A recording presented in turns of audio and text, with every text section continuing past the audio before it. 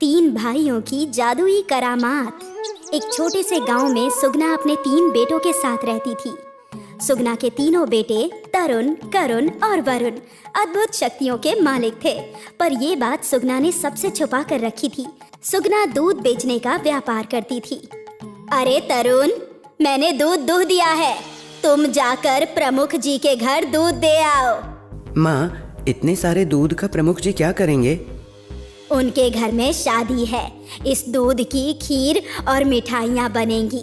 आराम से ले जाना, गिराना मत। भला मुझसे कभी कुछ गिरा है क्या माँ? तरुण ने दूध का घड़ा अपने सिर पर रख लिया और प्रमुख जी के घर की ओर चल पड़ा। रास्ते में उसका ध्यान भटका और वो एक पेड़ से टकराकर गिरने ही वाला था कि उसने अपनी शक्तियों का इस्तेमाल किया और उसने पूरी रफ्तार से घड़े को पकड़ लिया। दूध का एक छींटा तक जमीन पर नहीं छलका। आज तो बाल बाल बच गया। तरुण यहाँ वहाँ देख रहा था कि कहीं किसी ने उसे देखा तो नहीं, पर आसपास बस एक कुत्ता था और कोई नहीं। अच्छा हुआ किसी ने देखा नहीं।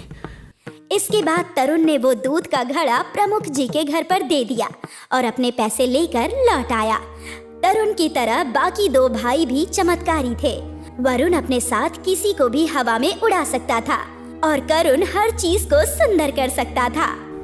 अरे भाई, ये फूल तो नदी के पास रहकर भी मुरझा गए। कोई बात नहीं, मैं अभी इसे ठीक कर देता हूँ। करुण ने उस फूल की ओर इशारा किया और कहा, सुंदर हो जा। करुण के इतना बोलते ही वो फूल वापस खिल गया और उसे देखकर तरुण खुश हो गया। भैया, उन बादलों के पार क्या होगा? पता नहीं, चल देख कर आते हैं। करुण ने तरुण और वरुण का हाथ पकड़ा। ले चल हमें उन पहाड़ों के पार। तीनों भाई हवा में उड़ते हुए पहाड़ों की ओर चल पड़े। पहाड़ों का दृश्य अद्भुत था। रंग बिरंगे फूल, शांति और खूबसूरत वादियाँ। तीनों पहाड़ों का आनंद ले ही रहे थे कि एक ऋषि मुनि ने उन्हें आवाज लगाई, तरुण, वरुण, करुण।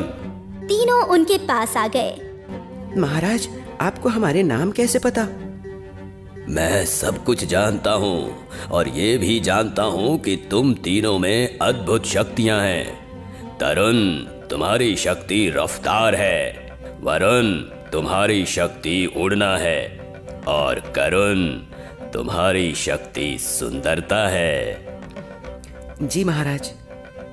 तुम तीनों को ये शक्तियाँ एक अच्छे कार्य के लिए मिली हैं और समय आ गया है कि तुम उस कार्य को पूरा करो। कैसा कार्य महाराज? यहाँ से हजारों मील दूर एक मरुभूमि है, रण की मरुभूमि। वहाँ के लोग बहुत ही दुख दर्द में जीवन काट रहे हैं। तुम तीनों ही उनकी मदद कर सकते हो और यही तुम्हारे जीवन का उद्देश्य है। उस मरुभूमि को हरियाली में बदल दो, लोगों को जीवन दान दो। जी महाराज, हम ये अवश्य करेंगे। तीनों भाइयों ने ऋषि मुनि का आशीर्वाद लिया और वापस अपने घर लौट आए।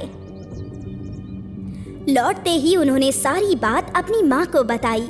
बेटा, पर मरुभूमि में जाना खतरे से खाली नहीं है। हम जानते हैं माँ, पर शायद हमें ये शक्तियाँ इसीलिए मिली हैं। ठीक है, हम इस गांव में सालों से रह रहे हैं। जाने से पहले हमें इस गांव को भी कुछ देकर जाना चाहिए। मैं समझ गया माँ। रात के अंधेरे में करुण घर से बाहर निकला और उसने गांव की ओर देखा। सुंदर हो जा। करुण के ऐसा कहते ही पूरा गांव सुंदर हो गया। पेड़ों पर फूल फल लग गए, छोटे छोटे घर बड़े और खूबसूरत हो गए। पल भर में गांव की काया ही पलट हो गई। माँ, अब हम यहाँ से जा सकते हैं क्या? हाँ बिल्कुल। तीनों बेटों ने सुगना का हाथ पकड़ा। ले चल हमें रण की मरुभूमि में। रात के अंधेरे में सुगना का परिवार रण की मरुभूमि में पहुंच गया। अंधेरे में ये कितना खूबसूरत लगता है ना माँ?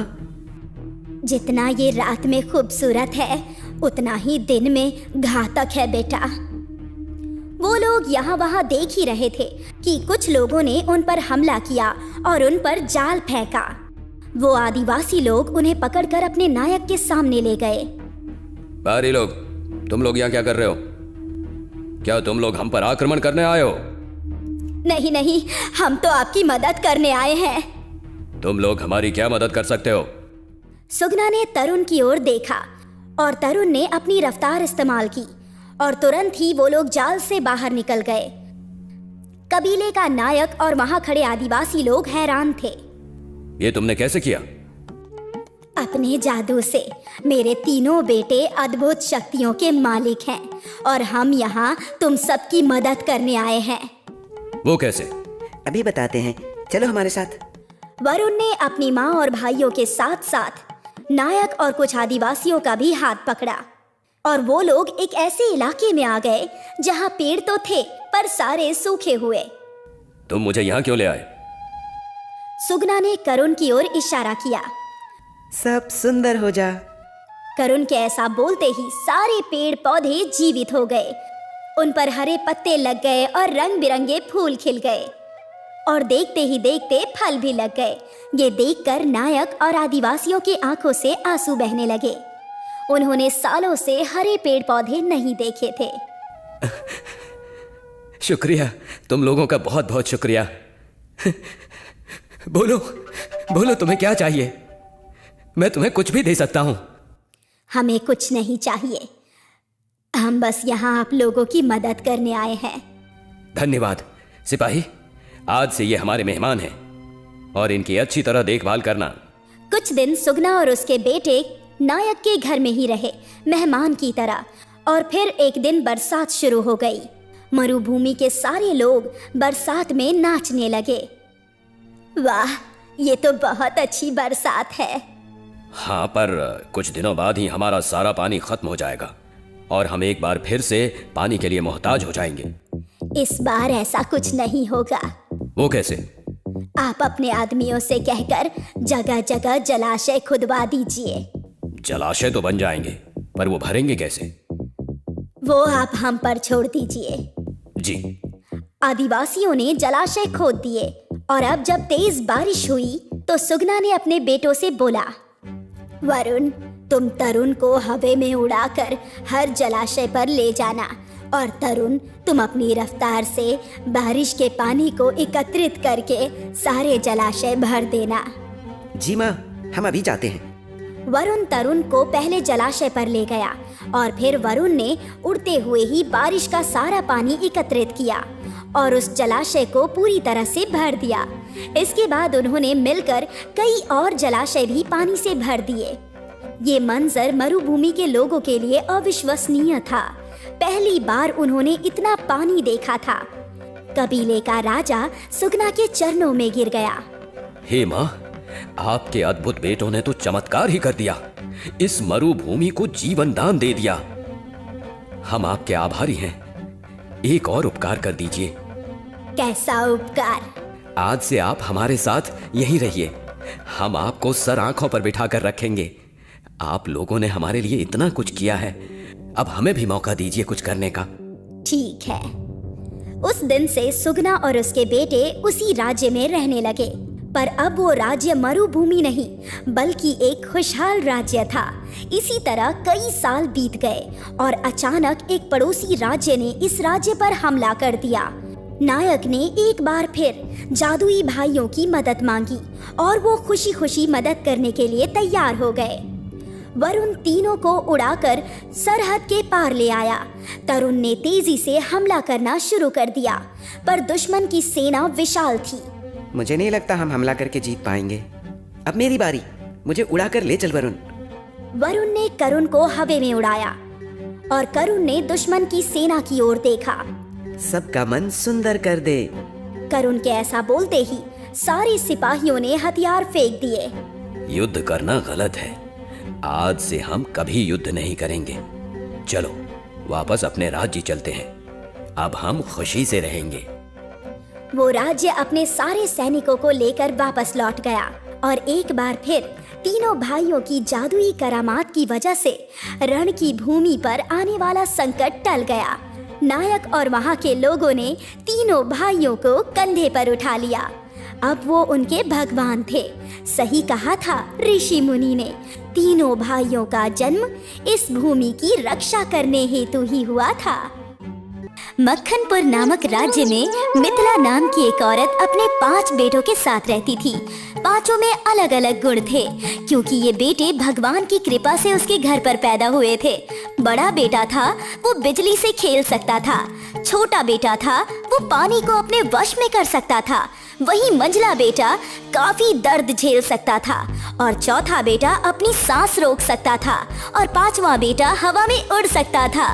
पर वो देखने में एक जैसे थे, क्योंकि वो जुड़वा पैदा हुए थे, जिस वजह से कोई भी उन्हें पहचान नहीं पाता था। और मिथिला ने भी ये बात सभी से छुपा कर रखी थी कि उसके 5 बेटे हैं, क्योंकि हमेशा एक बेटा ही सभी के सामने आता था और सभी उसे ही जानते थे, जिसका नाम लाखन था। लाखन, अरे तुम सभी सो जाओ, क्योंकि तुम्हें रात में समुद्र से सीप भी तो लानी है, जिससे हमें मोती मिल सके। हाँ हाँ माँ, हम सो जाते हैं, आप चिंता मत कीजिए। अरे चिंता की क्या बात है, तुम पांचों तो मेरे 5 रत्न हो, और मुझे खुशी है कि हम सभी साथ हैं। हाँ माँ, और ऐसे ही हमेशा हम साथ रहेंगे, जिससे कोई भी हमारा कुछ नहीं बिगाड़ सकेगा। हाँ हाँ बेटो, अच्छा अब सो जाओ, बहुत रात हो गई है। इसके बाद वो सभी सो गए। आधी रात को सभी उठे और समुद्र में सीप पकड़ने के लिए नदी पर चले गए। अरे भाइयों, जब तक मैं समंदर का पानी अपने मुंह में करता हूँ, तब तक तुम लोग जल्दी जल्दी से सीप उठा लो। मैं सिर्फ 7 मिनट तक ऐसा कर सकता हूँ। हाँ हाँ भैया, हमें पता है, आपको रोजाना एक ही बात बताने की जरूरत नहीं है। हम जल्दी से सारी सीप उठाकर ले आएंगे। ठीक है, अब जल्दी से जाओ, मैं पानी अपने मुंह में भर लेता हूँ। और इसके बाद रामू ने सारा पानी अपने मुंह के अंदर भर लिया, और इसके बाद उसके भाइयों ने जल्दी जल्दी सारी सीप उठा ली, और फिर वो बाहर आ गए, और फिर रामू ने सारा पानी छोड़ दिया। इसके बाद रामू ने कहा, आज सीप से मोती निकालकर चंदन बेचने जाएगा। ठीक है भैया, आज मैं जाता हूँ। और इसके बाद चंदन बाजार में मोती बेचने गया। सभी मछुआरों के मोती बहुत ही छोटे थे, और बहुत को तो सीप मिलती भी नहीं थी, पर चंदन हमेशा बड़े बड़े मोती लाता था, और उसके मोती कुछ ही देर में बिक जाते थे, जिस वजह से मछुआरे परेशान रहते। जब उसके सारे मोती बिक गए तो उसके पास सभी मछुआरे आए और उससे कहा, अरे भाई, तू इतने मोती कहाँ से ले आता है? हमें तो इतनी सीप मिलती ही नहीं है। हाँ, ये एकदम ठीक कह रहे हैं। मुझे तो ऐसा लगता है कि तू जादू टोना जानता है, इसी वजह से तू इतनी सारी सीप ले आता है। अरे नहीं नहीं भैया, ऐसा कुछ भी नहीं है, आपको गलतफहमी हुई है। अरे हमें गलतफहमी नहीं हुई है, हम क्या देखते नहीं है? तू रोज कितने बड़े बड़े मोती लाता है, जबकि हमारे मोती कितने छोटे होते हैं, और तेरे मोती हमसे जल्दी बिक भी जाते हैं। बता तू क्या करता है? हाँ भैया, मैं बताता हूँ। आप लोग कल रात नदी के पास आ जाना, मैं आपको भी इतने ही मोती दे दूंगा। और इसके बाद वो वहाँ से चला आया। घर पर आने पर चंदन ने अपने भाइयों को सारी बात बताई, तो उसके बड़े भाई रामू ने उससे कहा, तुम चिंता मत करो, कल मैं अकेला ही जाऊंगा, तुम लोग घर पर ही रहना। इसके बाद रात के समय वहाँ पर सभी मछुआरे पहुँच गए, और रामू ने उन सभी से कहा, अच्छा, मैं अपने अंदर इस समंदर का पानी ले लूंगा, पर मैं सिर्फ 7 मिनट के लिए ही ऐसा कर सकता हूँ। अगर तुम लोगों ने इतनी देर में सीप नहीं ली तो मैं पानी को छोड़ दूंगा। अरे हाँ, तुम चिंता मत करो, तुम जल्दी से पानी अपने अंदर लो। इसके बाद रामू ने समंदर का सारा पानी अपने मुंह के अंदर ले लिया, और सभी मौका देखकर सीप चुनने लगे, पर उन्हें बहुत ज्यादा समय हो गया। रामू बार बार उन्हें बुला रहा था, पर कोई भी सुन नहीं रहा था, और हार कर उसने सारा पानी वापस समुद्र में छोड़ दिया। पानी के प्रभाव से वो सभी चिल्लाने लगे, बचाओ बचाओ, कोई तो बचाओ, हम डूब रहे हैं, हमारी मदद करो। अरे बचाओ बचाओ, हम मर रहे हैं, हम डूब रहे हैं। हाँ, कोई तो बचाओ, इस रामू ने तो हमें मार डाला, बचाओ बचाओ। और कुछ ही देर में सारे मछुआरे डूबकर मर गए। जब ये बात महाराज को पता लगी तो मछुआरों के परिवार वाले रामू को पकड़कर महाराज के पास ले आए। ये मैं क्या सुन रहा हूँ? तुमने नदी में डुबाकर बहुत सारे लोगों को मार दिया है। नहीं नहीं मालिक, हमने चेतावनी दी थी कि मैं 7 मिनट से ज्यादा अपने मुंह के अंदर पानी नहीं रख सकता हूं, पर इन्होंने मेरी चेतावनी मानी ही नहीं। इसी वजह से यह हादसा हो गया। मुझे कुछ नहीं पता है, तुमने लोगों को मारा है और इसकी सजा यह है कि अब तुम्हें भी नदी में डुबा कर मारा जाएगा। तुम्हारी कोई आखिरी इच्छा है तो तुम हमें बताओ, हम वो जरूर पूरी करेंगे। हाँ मालिक, मेरी एक आखिरी इच्छा है कि मैं अपनी मां से मिलकर आऊं। ठीक है, तुम जाओ, तुम्हें कल समंदर के पानी में डुबा कर मारा जाएगा। और इसके बाद रामू अपने घर पर आया और सारी बात बताई। इस पर चंदन ने उससे कहा, भाई आप चिंता मत कीजिए, सब कुछ ठीक हो जाएगा।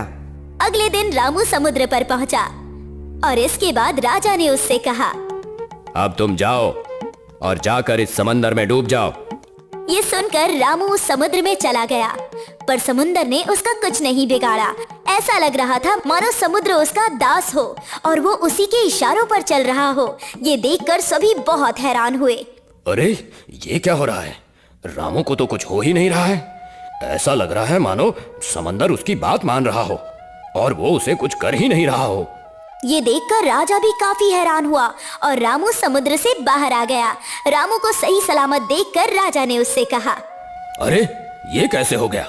तुम्हें समंदर ने डुबोया क्यों नहीं? ऐसा कैसे हो सकता है? मुझे तो कुछ समझ में ही नहीं आ रहा। पर रामू चुपचाप वहाँ पर खड़ा रहा।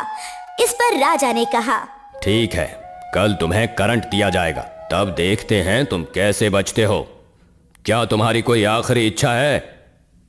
हाँ मालिक, मुझे अपने घर माँ से मिलने जाना है, क्योंकि कल पूरी रात मेरी माँ बहुत रोई है। क्योंकि जब उन्हें पता लगा कि मैं मरने वाला हूँ तो उन्होंने रो रो कर अपना बुरा हाल कर लिया।